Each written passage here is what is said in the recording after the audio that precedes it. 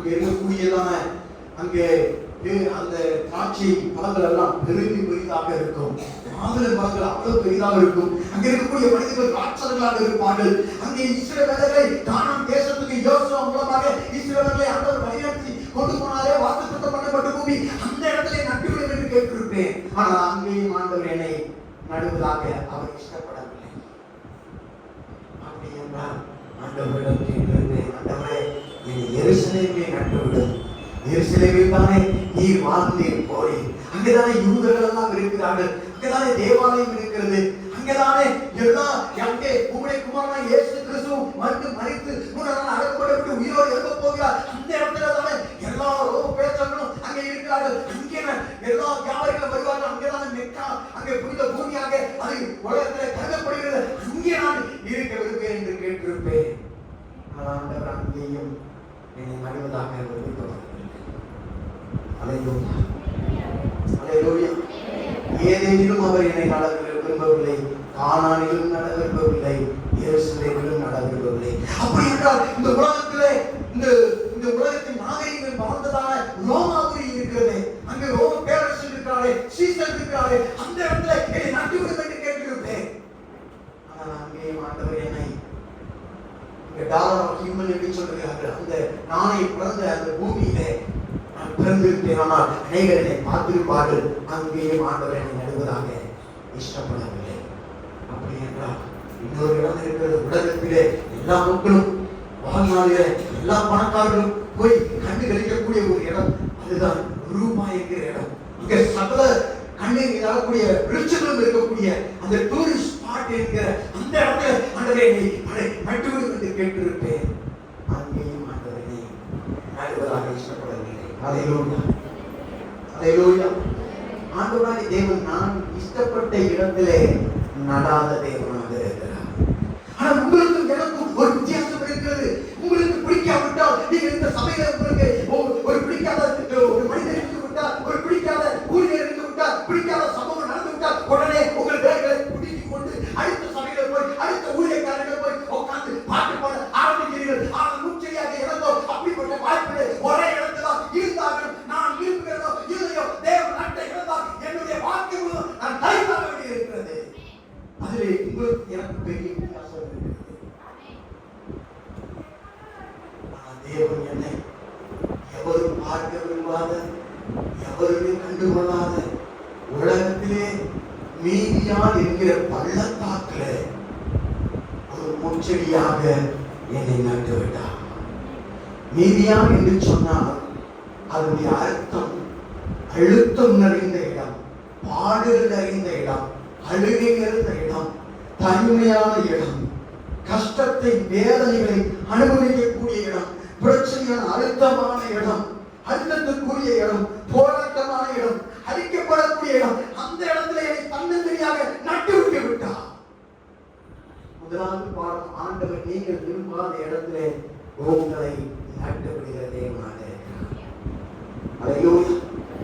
ஆண்டவர் என்னை இந்த வாடிப்பட்டியில் நட்டு வைத்திருந்ததா கூட சந்தோஷப்பட்டிருப்பேன். ஆனால் என்னை நீதியாவின் பின்பதாக எவரும் கண்டுகொள்ளாத ஒரு இடத்திலே பள்ளத்தாக்கிலே அங்கே ஒரு முச்செடியாக முன்புதராக என்னை நட்டு விட்டு விட்டார். அல்லேலூயா, அல்லேலூயா. ஆனால் நானோ மீதியானிலே ஒரு முச்செடியாக நடப்பட்டுத்தான் இருக்கிறேன். ஆனால் நீங்களோ அங்கே வாழ்ந்து கொண்டிருக்கிறவர்கள். நீங்கள் வாடிப்பட்டியில் இருந்தாலும் அங்கே மீதியானிலே வாழ்ந்து கொண்டிருக்கிற ஒரு பிள்ளையாகத்தான் இருக்கிறார். நீ இருப்பதோ வாடிப்பட்டி, ஆனால் வாழ்வதோ மீதியானின் வாழ்க்கையை வாழ்ந்து கொண்டிருக்கிறாய். கசப்பு, வலி, வேதனை, அழுகை, காயம், கண்ணீர், போராட்டம், அதுதான் மீதியானின் வாழ்க்கையாக இருக்கிறது. அல்லேலூயா, அல்லேலூயா. ஒரு முற்பதாக நான் ருசி பார்த்த ஒரு காரியம் என்ன தெரியுமா? கர்த்தர் என்னை சில நேரங்களிலே விரும்பப்படாத இடத்திலே நட்டுவிட்ட தேவனாக இருக்கிறார். உண்மை என்ன தெரியுமா? நாளைக்கு நீங்க வேலைக்கு போறீங்க. அங்க உங்களில் சிலர் மீதியானிலே போய் வேலை செய்யக்கூடியவர்களாக இருக்கிறீர்கள். ஆரம்பத்தில் அந்த வேலை நன்றாக பிடித்திருந்தது, சம்பளம் பிடித்திருந்தது, எல்லாம் பிடித்திருந்தது.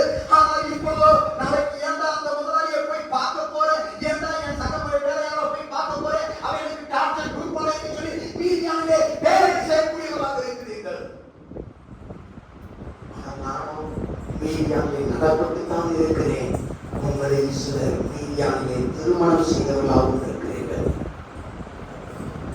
திருமணத்தின் வலி வேதனை அதை அனுபவித்தவர்களாக இருக்கிறீர்கள். ஒரு அனுபவியா அல்லேலூயா அல்லேலூயா. இங்கே உங்களுக்கு கோபம் வரும், எரிச்சல் வரும், டென்ஷன் வரும். அங்கே இருக்கிறவர்களுக்கு பிடிக்காது. உங்களை நீங்களே வேறு விதமாக நபர்களாக உணரக்கூடியவர்களாக இருப்பீர்கள். இங்கே அவர்கள் தரும் கூலி எதுவும் உங்களுக்கு திருப்தி தராது. அல்லேலூயா அல்லேலூயா.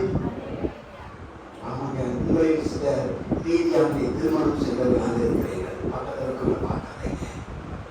அல்லேலூயா அல்லேலூயா. தேவனாகிய கர்த்தர் உங்களை எதற்காக உருவாக்கினார் என்பதற்கு ஒரு நோக்கம் இருக்கிறது. அல்லேலூயா. ஒரு கெட்ட காரியம் என்ன தெரியுமா? தேவன் என்னை வனாந்தரமான இடத்திலே நட்டுவிட்ட தேவனாக இருக்கிறார். சில நேரங்களிலே நீங்கள் கசப்பான சூடான வனாந்தரமான இடத்திலே இருப்பதற்கு காரணம் உங்கள் தவறான தீர்மானத்தினால் அல்ல, தேவன் உங்களை கண்டிப்பதினால் அல்ல. சில நேரம் ஆண்டவரை கேட்கிற, ஆண்டவரே நான் நல்லாத்தானே இருந்தேன், என்னை ஏன் இப்படி தனிமையா கொண்டு வந்து வெறுப்பை வேதனை சோதனை கொடுத்து எனக்கு வேலைக்கு சோதிக்கிறீங்க வேலைக்கிறீங்க சொல்லி கேட்கலாம். அப்ப நான் உங்க சித்தத்துல இல்லையா ஆண்டவரே என்று சந்தேகங்கள் கூட குழம்பி போயிருக்கலாம். முச்செடியாக நானும் அப்படித்தான் உங்களை போல குழம்பிக் கொண்டிருந்தேன். அதிலே நீங்கள் நான் ஒத்து போகக்கூடியவர்களாக இருக்கிறோம். ஏன் என்னை ஆண்டவர் இங்கே நட்டிருக்க வேண்டும், தேவனை நட்டிருக்க கூடாதா? ஏன் என்னை ஆண்டவர் இங்கே இப்படிப்பட்ட காரியத்துக்கு அனுமதிக்க வேண்டும்? அப்படி என்றால் ஆண்டுடைய சித்தங்களாக இடத்துல இருக்கிறதா என்கிற கேள்வி உங்களுக்கு எனக்கு ஒரே மாதிரியா இருந்தாலும் ஆண்டவர் சொல்றாரு, நான் எங்க இருக்கணும், நான் உன்னை வச்சனம் அந்த இடத்துல நான் சரியான இடத்துல தான் இருக்கிறாய் என்று சொல்கிறார். சொல்லுங்க. அல்லேலூயா.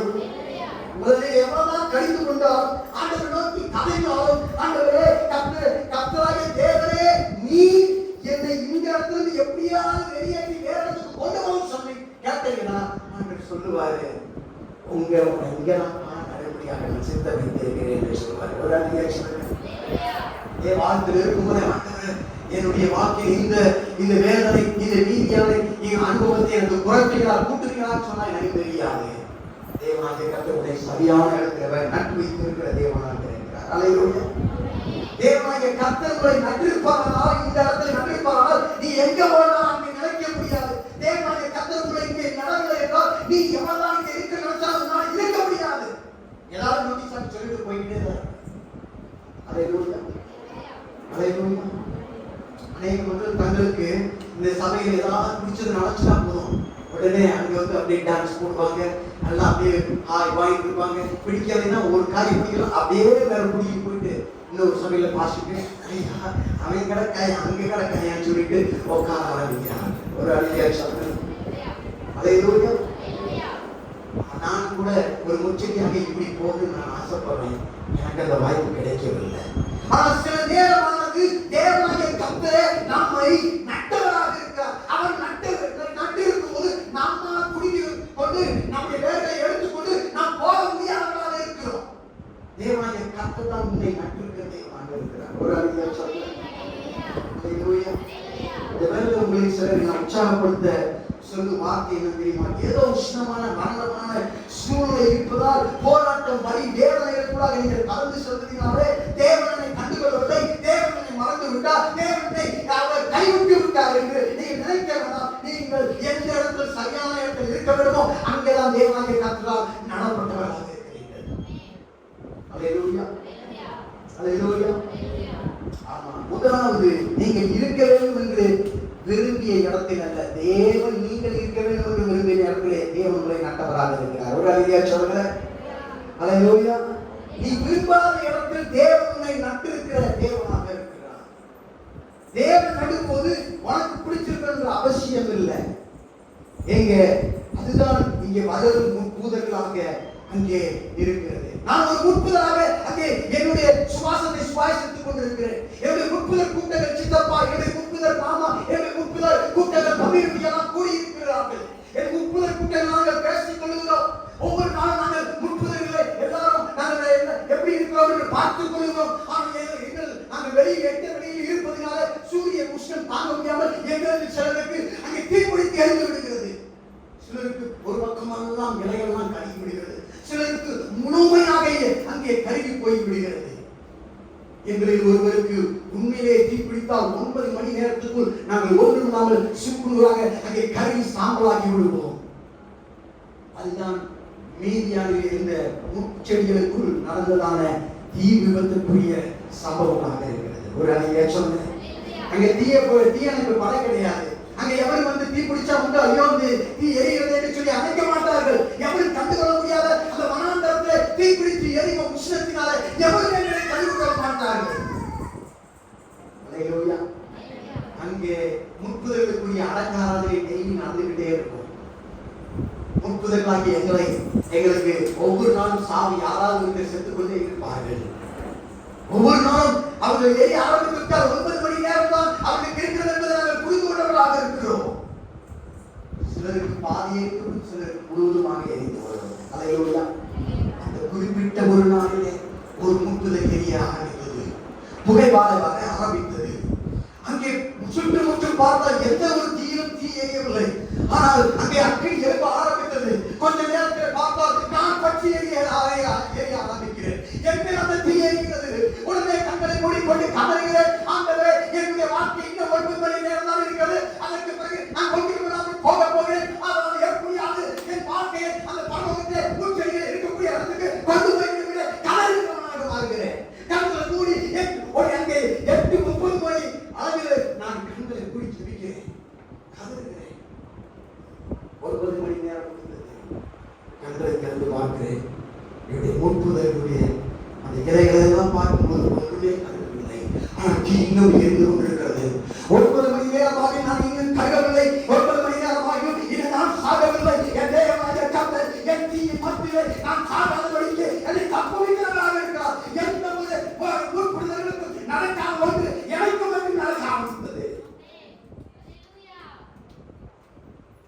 தேவனாகிய கர்த்தர் நீ கடந்து சொல்லுகிற தீயின் மத்தியிலே உன்னை போன்ற அநேக தீ மத்தியில் நடந்த அந்த வீட்டில் நடக்கும்போது உயிரோடு இதுவரை இருந்ததில்லை. ஏன் ஆண்டவர் என்னை அறியவில்லை தெரியுமா? என்னை போன்ற மற்ற முற்புதலுக்கு நான் என்னை இந்த தீ மத்தியிலே தேவன் நான் காப்பாற்றினார், பாதுகாத்தார் என்று சாட்சி சொல்ல வேண்டும் என்பதற்காக உன் வாழ்க்கையை நீ கடந்து சென்ற அதே தீவிரை அநேக அறிவிக்கும் போது உன்னை மாத்திரம் ஆண்டவர் பாதுகாத்திருக்கார். எனக்கு தெரியுமா? நீ மற்றவர்கள் சாட்சி சொல்ல வேண்டும் என்பதற்காக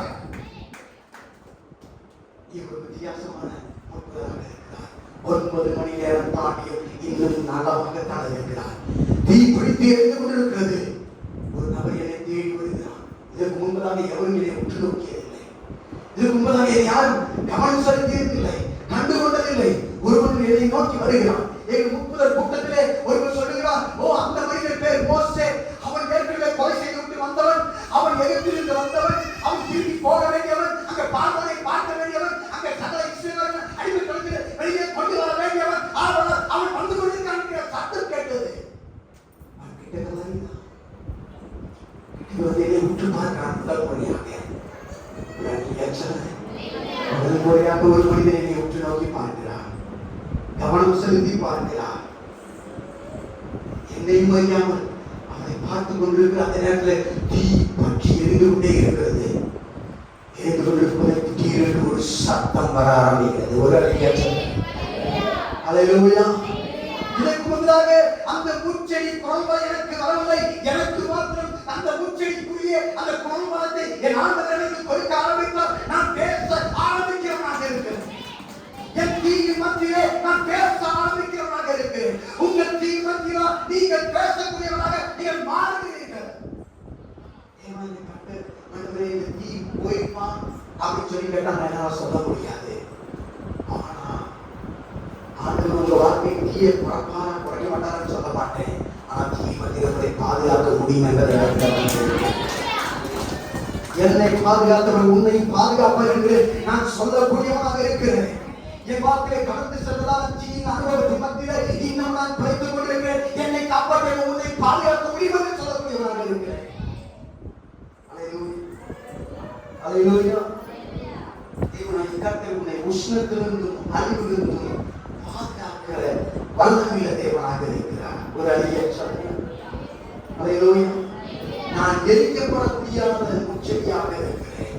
அதில் அர்த்தம் என்ன தெரியுமா? நான் முன்பதாக கடந்து சென்ற அதே பாதையாக எனக்குரிய பாதையாக இருக்கிறது. நான் செல்லும் பாதையில வேற எந்த ஒரு மனுஷன் சொல்ல முடியாது. நீ சொல்லுகிற பாதையில வேற எந்த ஒரு மனிதனும் சொல்ல முடியாது. உனக்குரிய தீயானது உனக்குரியதாக இருக்கிறது. உனக்குரிய அபிஷேகமானது உனக்குரியதாக இருக்கிறது. உனக்குரிய வார்த்தையானது உனக்குரியதாக இருக்கிறது. ஆமென். அல்லேலூயா. அல்லேலூயா. நீங்க கடந்து சென்ற பாதையை போல மற்றவர்கள் போய் எத்தனை பேர் அழைக்கிறார்கள். தீயானது வார்த்தையை வைத்திருக்கிற நோக்கத்தை தரிசனத்தை ஒருபோதும் அழித்து போட்டுவிட முடியாததாக இருக்கிறது. ஒரு அக்னி ஒரு பிரச்சனை உன் வார்த்தை தேவ வைத்திருக்கிற திட்டத்தை அழிக்கக்கூடுமானால் அது தேவனுடைய திட்டமாக இருக்க முடியாது. தேவனுடைய கர்த்தர் வார்த்தை திட்டத்தை வைத்திருப்பார்கள். அது எப்படிப்பட்ட பிரச்சனையோ தீயோ அக்னியோ எவ்வளவு நேரம் தெரிந்தாலும் அது ஒருபோதும் அழித்து போட்டுவிட முடியாததாக இருக்கிறது. அல்லேலூயா. இன்னும் நான் பலவானாக இருக்கிறேன். நான் வியாதிப்பட்டவராய் இருந்தோம். நான் மற்றவர்களால் தள்ளப்பட்டவராய் இருந்தோம். நான் தோல்விகளை சந்தித்தவராய் இருந்தோம். நான் வியாதிகளை சந்தித்தவராய் இருந்தோம். நான் வருத்தங்களை நான் சந்தித்தவராய் இருந்தோம். அங்கே ஊழியம் செய்கிறதிலே உறுதியாக ஜெபிக்கிறதிலே உறுதியாக தேவனுக்கு கூறுகிற காரியங்களை உறுதியாக இருப்பதற்கு காரணம் தேவனுடைய கர்த்தர் இன்னும் என்னை தாங்கிக் கொண்டிருக்கிறபடியினாலே. அல்லேலூயா. அல்லேலூயா. நீங்கள் அக்னிக்குட்பட்டவர்களாய் இருந்ததாலே அக்னியானது ஒரு அபிஷேகத்தை உங்களிடம் ஒருபோதும் எடுத்து போட்டு விட முடியாத அழியாததாக அது ஒரு முறை இது எனக்கு ஒரு கதையை ஞாபகப்படுத்துகிறது. ஒரு வியாபாரி தூரதேசம் போவதற்காக தன்னுடைய துணிமணிகளை எடுத்து அவன் அயன் பண்ணிக்கொண்டே இருந்தான். அவர் எடுத்து ஒரு சட்டையை எடுத்து அயன் பண்ணி கொண்டிருப்பது முச்சடி போல என்னை போலவே அந்த சட்டையும் பேச ஆரம்பித்து விட்டது. அந்த சட்டை அந்த வியாபாரி பார்த்து சொல்லுது, ஓ மனுஷா வியாபாரி, ஓ மனிதா, என்னை என்ன செய்கிறாய், என்னை எரித்து விட போகிறாயா என்று சொல்கிறார். இல்லை இல்லை சட்டையே, நான் எரித்து விட போவதில்லை. உன்னால நிறைய சுருக்கங்கள்லாம் இருக்குது. நாம ரெண்டு பேரும் ஒரு முக்கியமான கூட்டத்துக்கு போகணும். அங்க நான் உன்னை போட்டுக்க போறேன். அங்க சுருக்கத்தோட நீ இருக்கக்கூடாது. அதாவது சுருக்கத்தெல்லாம் போவதற்கு அந்த தேக்கு பட்டியில அந்த ஹீட்டை வைத்து உன்னை தேய்த்து கொண்டிருக்கிறேன் என்று சொன்னான். அவன் அந்த சட்டை சொன்னதான், நீ எப்படி எரிக்கிறது போல அனலா இருக்கிறது எல்லாம் தாங்க முடியவில்லை என்று சொன்னதான். அவன் சொன்னானா, உன்னை எனக்கு ரொம்ப பிடிக்கும் சட்டையே, உன்னை எனக்கு ரொம்ப பிடிச்சதுனால உன்னை நான் விலை கொடுத்து நான் என்னுடையவராக வாங்கிக்கிட்டேன். உன்னை நான் எரிச்சு போட்டு விட மாட்டேன். நீ என்னோட வரணும். அதனால உன்னை நான் இப்ப தேய்க்கிறது உனக்கு நலமாக இருக்கும் என்று சொன்னான். ஒரு அழகிய பிறகு அவ அந்த திரும்பி அந்த சட்டை சொல்லுச்சா, நீ என்னை எடுத்து போட்டு விடமாடா என்பதை எப்படி நான் தெரிந்து வரலாம் என்று சொன்னான்.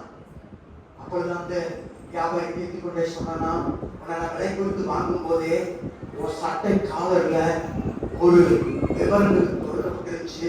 அதுல காட்டன் சட்டை, நீ ஒரு காட்டன் சட்டை என்று அதில் எழுதி இருந்துச்சுன்னு சொன்னாராம். அதனால என் தேக்கு பெட்டியில என் அந்த ஹீட்டை கொடுக்கறதுக்கு முன்னாடியே அதுல ஒரு பட்டன் இருக்குது. காட்டன் சட்டைக்குரிய ஹீட்டு வைக்கக்கூடிய பட்டன் இருக்குது. உள்ளன் சட்டைக்கு வைக்கக்கூடிய பட்டன் இருக்குது. சில்க்கு வைக்கக்கூடிய அந்த ஹீட் இருக்குது. நான் இந்த ஹீட்டை கொடுக்கறதுக்கு முன்னாடியே நீ ஒரு காட்டன் சட்டையா இருக்கிறதுனால நீ எவ்வளவு தீய தாங்க கூடும் என்பதை இந்த காட்டன் பட்டன் நிர்ணயிக்கிறதுனால அதை வச்சு ஏற்கனவே உனக்கு நான் தேக்க ஆரம்பிச்சிட்டேன். அதனால எவ்வளவு சூடா இருந்தாலும் நீ எரிந்து போக மாட்டாய் என்று சொன்னார். தேவனாகிய கர்த்தர் உங்களை விலை கொடுத்து வாங்கியவர், உங்களை உருவாக்கியவர், உங்களை நேசித்தவர். நீங்க எவ்வளவு தீயை அனலை பேரலை சோதனை தாங்கக்கூடிய அளவிலே இருக்கிற என்பதை அவர் நன்றாக இருக்கிறார், அறிந்திருக்கிறார் என்பது மட்டும் எனக்கு தெரியும். அல்லேலூயா. அல்லேலூயா. தேவனாகிய கர்த்தரே, கர்த்தருடைய பிள்ளைகளே, தேவனாகிய கர்த்தர் சொன்னார்ல, நமக்கு வைக்கிற அழுத்தங்கள் போராட்டங்கள் இதோட வாழ்க்கை முடிஞ்சிச்சு என்கிற அளவுக்கு நம்முடைய உணர்வு ரீதியாக நம்ம பாதிக்கப்படலாம். தேவனுக்கு நன்றாய் தெரியும், நீ இந்த அக்னியால் அறிந்து போக மாட்டாய் என்பதை அவர் நன்றாய் அறிந்திருக்கிறது. அல்லேலூயா. சுருக்கங்கள்லாம் போக வேண்டுமானால், நீ ஒரு வெளியேறப்பட்ட மனிதனாக மாற வேண்டுமானால், உன் அக்னியால் உன்னை உடைப்பதற்காக, உன்னை உருவாக்குவதற்காக, உன்னை மேம்படுத்துவதற்காக, உன்னை சிறப்பானவனாக மாற்றுவதற்காக, தேவனுக்கு ஏற்றமாக மாறுவதற்காக தேவன் இந்த பாடுகளை நம்முடைய வாழ்க்கையில் அனுமதிக்கிறவராக இருக்கிறார். ஒரு அங்கே சொல்லுங்க. அல்லேலூயா. அல்லேலூயா. பாருங்க, இப்பொழுது என்னை வனாந்தரத்திலே ஆண்டவர் எதிர்படியாக விட்டு விட்டார். அப்ப ஆண்டவருடைய கட்டை முற்றியாக ஆண்டவரே என்னை இடத்திலே வைக்காமல் வேற எங்கே வைக்காமல் இந்த வீதியானிலே வைத்து அது தீப்பிடிக்க வைப்பதுதான் என்னை குறித்துடைய நோக்கமா என்று சொல்லி கவலை ஆரம்பித்தேன். முதலாவது எனக்கு ஒரு முக்கியமான எனக்கு புரியவில்லை. ஏன் நாமக்கு தனியை நட்டு விட்டார், விரும்பாதவற்றை நட்டு விட்டார், அது தீப்பிடிக்க விட்டு விட்டார், எவனுமே கண்டு வராமல் விட்டு விட்டார். இதுதான் என்னை குறித்த தேவ நோக்கமா என்று நான் கோவில் போய் கொண்டிருக்கும் போது அந்த மனிதர் என்ன நெருங்கி வந்தார். மோசே நெருங்கி வந்த உடனே சத்தம் எனக்குள்ளாக வர ஆரம்பித்தது. சத்தம் சொல்லுது, மோசே மோசே நீ பார்வோனை சந்திக்க போக வேண்டும் என்று சொன்னது. ஹல்லேலூயா. முதல் முறையாக எந்த ஒரு முச்சடியும் பேசாத இருக்கும்போது நான் ஒருவர் மாத்திரம் பேச ஆரம்பித்தேன். காரணம் எனக்குள்ளாக அந்த பற்றி எரிகிற தீயை எனக்குரிய அந்த வார்த்தையை கொண்டு வரக்கூடியதாக இருந்தது. கேட்டான், அப்படின்னா நீ யாரு, உன் பேர் என்னன்னு கேட்டான். அதுக்கு ஆண்டவர் சொன்னார், என் வாய் மூலமா நான் இருக்கிறவராகவே இருக்கிறேன் என்று சொன்னான். இருக்கிறவராகவே இருக்கிறேன் என்று சொல்கிறவர்தான் இப்பொழுது என் மூலமாக அவர் எரிந்து கொண்டிருக்கிற அந்த தீயை மத்தியிலே அஸ்தகாரிகிற வல்லமையுள்ள தேவனாக இருக்கிறார். நான் ஏழையில் இருந்திருந்தால் என் மூலமாக அங்கே வந்திருக்க முடியாது. மோசே எப்படி தன்னுடைய அழைப்பை பெற்றான் என்றால், நான் பற்றி எரியும் போது எனக்குள்ளாக வந்த சத்தத்தினாலே அவன் தேவனுடைய அழைப்பை பெற்றவனாக இருந்தான். ஒரு தேவனுடைய 6 லட்சத்துக்கு அதிகமான புருஷர்கள் வெளியே வருவதற்கு மோசே தேவனுடைய அழைப்பை பெற்ற இடம் தான் இந்த முச்செடியாக என்னண்டையிலே அங்கே பிறந்த அழைப்பாக இருக்கிறது. ஒரு ரியாக்ஷன். ஹல்லேலூயா, ஹல்லேலூயா. ஆமா, தேவனாகிய கர்த்தர் உங்களுக்கும் எனக்கும் கொடுக்கிற அக்கினியானது அநேக மோசைகளை ஆண்டவர் அழைப்பை கொடுப்பதற்காக. ஹல்லேலூயா. நீ எவ்வளவு அளவான சூட்டை தாங்கக்கூடிய நபர் என்பதை தேவன் அறிந்திருக்கிறார். முதலாவது தேவனை விரும்பாத இடத்திலே உச்சத்தியாக நட்டுவிட்டார். இரண்டாவது தீப்பிடிக்க விட்டிருந்தார். மூன்றாவது என் அனைவரும் அனைவருந்து காப்பாற்றி இருக்கிறார். ஆனால் நீரோ 40 வருடங்களாக மீதியான் பள்ளத்தாக்கிலே நட்டு அங்கே நான் தீப்பிடிக்கும்படியாக விட்டு விட்டீரே என்று ஆண்டவரை நோக்கி நான் புரியாமல் கலங்கும்போது ஆண்டவர் அப்பதான் புரிய வச்சாரு, இந்த மோசே போக வேண்டும், அவன் போக வேண்டுமானால் நீ தீப்பிடித்து எரிய வேண்டும். ஒரு அலையை சொல்லுங்க. ஹல்லேலூயா. அநேக மக்களை விடுதலை செய்வதற்கு ஒரு மனிதன் அனுப்பப்பட வேண்டுமானால் நீ நீதியானே நடப்பட வேண்டும், தனிமையிலே களப்பட வேண்டும், தனிமையிலே எரிகிறவனாக வாழ வேண்டும், தனிமையிலே தேவனுடைய சத்தத்தை பெண்களாக மாற வேண்டும். அதுதான் தேவனுடைய வைத்திருக்கிற நோக்கம். தேவனாய கர்த்தருடைய பிள்ளையே, உன் தீ உனக்கு நன்மைக்காக ஆண்டவர் கொடுக்கிற தீயாக இருக்கிறது. ஹல்லேலூயா, ஹல்லேலூயா. ஆண்டவர் சொல்லல, எப்பா மோசே நீங்க போவ, ஒரு தீ ஒரு செடி எரியும், ஆனா கருகாது. அதுக்கப்புறம் நீங்க போவ ஆண்டவர் டீட்டெயில் அவன்கிட்டே சொல்லல, இந்த செடிகிட்டே சொல்லல, முற்புதராக என்னைக்கும் சொல்லல, மோசைகிட்டே சொல்லல. ஒரு அறிய சொல்லல. முற்புதராக உங்கள் மத்தியிலே உங்களை பேச விரும்புகிறேன். சக முற்புதர்களே, உங்கள் மேல தேவனாகிய கர்த்தருடைய தீ வருவதற்கு ஆயத்தமாக காத்துக் கொண்டிருக்கிறது. உங்கள் மூலமாக மோசைகள் அங்கே எடுத்து போக வேண்டும், விடுதலை பெற வேண்டும். தேவனாகிய கர்த்தர் என்ற தீயை போட்டது போல உங்களோடு போக விரும்புகிறார். ஹல்லேலூயா, ஹல்லேலூயா, ஹல்லேலூயா. இந்த WWE குத்துச்சண்டையெல்லாம் பார்த்துருப்பீங்கன்னு நினைக்கிறேன். டிவியில குத்துச்சண்டை பண்ணுவாங்கல்ல, அதுல முதல்ல ஒத்தைக்கு ஒருத்தர் குத்துச்சண்டை வைப்பாங்க, பிறகு 2 பேர் டீம் போடுவாங்க. பார்த்துருக்கீங்களா? இந்த டீம்ல ஒருத்தர் சோறு அரைஞ்சிட்டா இன்னொருத்தரங்க வச்சுக்கிடுவாங்க. ஒரு சொல்லுங்க. 1981 வருஷம் எங்க அப்பா ஒரு வாத்தியாரா வந்தார். அவர் வாத்தியார் எங்க வந்தார்? மீதியானுக்கு வந்தார். மீதியானுடைய வேலை பார்க்கறதுக்காக வந்தார். அங்கே மீதியானின் தனிமையிலே அவர் சிரமப்பட்டார். ஞானியிலே அங்கே அக்னியிலே அவர் வேதனைப்பட்டார். அவர் எரிகிறதை மோசையாக நானும் என்னுடைய சமூகத்தை உற்று பார்க்க ஆரம்பித்தோம். கர்த்தருடைய சத்தம் எங்கள் காதிலே கேட்க ஆரம்பித்தது. நீ எகிப்திலே போய் பாடிப்பட்டியிலே போய் என் ஜனங்களை விடுதலை செய்ய வேண்டும் என்று ஆண்டவராகிய தேவனுடைய சத்தத்தை கேட்க படியினாலே இந்த இடத்துல சபை எழும்பி இருக்கிறது. தேவனாகிய கர்த்தருடைய சத்தத்தை நீங்க கேட்பதற்கு நீ எரி முச்சடியாக இருப்பாயால் உன் மூலமாக அநேக சபைகள் அங்கே அநேக ஊழியர்கள் எழுப்புவதற்கு ஆண்டவர் உண்மையை எடுத்து வளமையாக பயன்படுத்த விரும்புகிறார். தகப்பன் ஜோசப்புக்கு இணையான ஒரு குத்து சண்டை வீரர்கள் ஆண்டவர் இந்த இடத்துல உங்களை வைத்திருக்கிறார். அவரை எடுத்து வல்லமையாக பயன்படுத்தும்படியாக அநேகரை வைத்திருக்கிறார். எரியை முச்செடிகளாக வைத்திருக்கிறார். ஒரு முச்செடியாக நான் உங்களை பார்த்து சொல்கிறேன், முச்செடிகளே முச்செடிகளே, நீங்கள் எப்பொழுது எரிய ஆரம்பிப்பீர்கள்? முச்செடிகளே முச்செடிகளே, மீதியான் வாழ்க்கை வாழ்கிறது போலும், மீதியானிலே திருமணம் செய்தது போலும், மீதியானிலே வேலை செய்தது போலும், மீதியானிலே நீ பற்றி எரிய வேண்டும் என்று தேவன் விரும்புகிறார். நீ எரியாத பட்சத்திலே மோசையால் சண்டை வர முடியாது. நீ எரியாத பட்சத்திலே கர்த்தருடைய வார்த்தையை கேட்க முடியாது. உன் அக்னி உனக்கு பிரயோஜனத்துக்காக ஆண்டவர் அனுமதித்த அக்னியாக இருக்கிறது. அந்த அக்னியின் மூலம் அங்கே அக்னியிலிருந்து நீ தேவனாக அங்கே வெளியேற்றப்படும் போது, காப்பாற்றப்படும் போது, அந்த அழிவு